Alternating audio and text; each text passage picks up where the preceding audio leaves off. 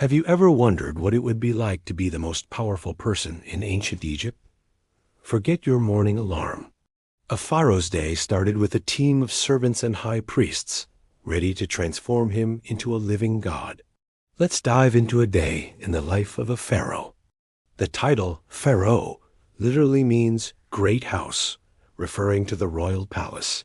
And what a house it was. A pharaoh wasn't just a king.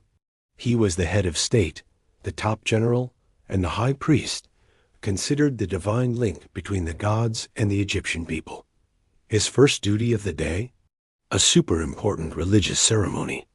After getting bathed, shaved, and dressed in the finest linen and dazzling jewelry, he'd head to the temple.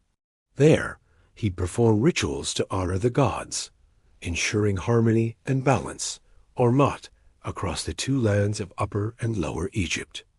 After appeasing the gods, it was time for government business.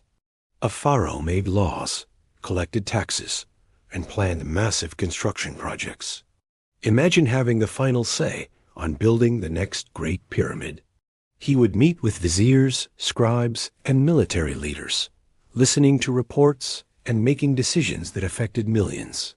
He might oversee grain storage to prevent famine or plan a military campaign to protect Egypt's borders. It was a tough job, but someone had to do it.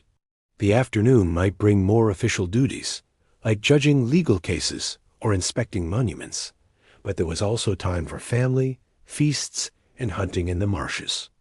So, how did one become a pharaoh? It was almost always hereditary, passed down from father to son.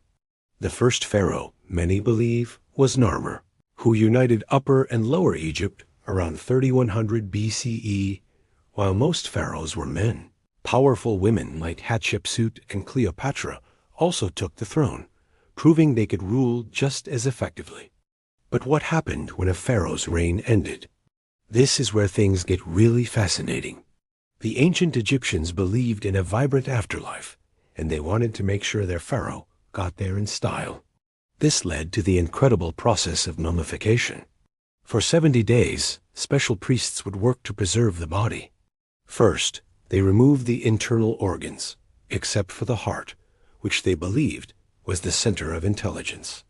The brain was cleverly removed through the nose. The body was then dried out completely using a type of salt called natron. Once dried, the body was stuffed with linen to look more lifelike, and false eyes were added. Then came the wrapping. Hundreds of yards of linen strips were wound around the body, with magical amulets tucked in between the layers for protection. A golden mask was often placed over the face. While this was happening, craftsmen were busy filling the tomb with everything the pharaoh would need in the afterlife. Furniture, food, chariots, and even mummified pets like cats. Finally, the mummy was placed in a sarcophagus and sealed in a magnificent tomb, like the pyramids or the hidden tombs in the Valley of the Kings. A final ceremony, the opening of the mouth, was performed to magically restore the pharaoh's senses for the next world. They believed the soul had 3 parts, the Ka, Ba, and Ak, all of which needed the preserved body as a home.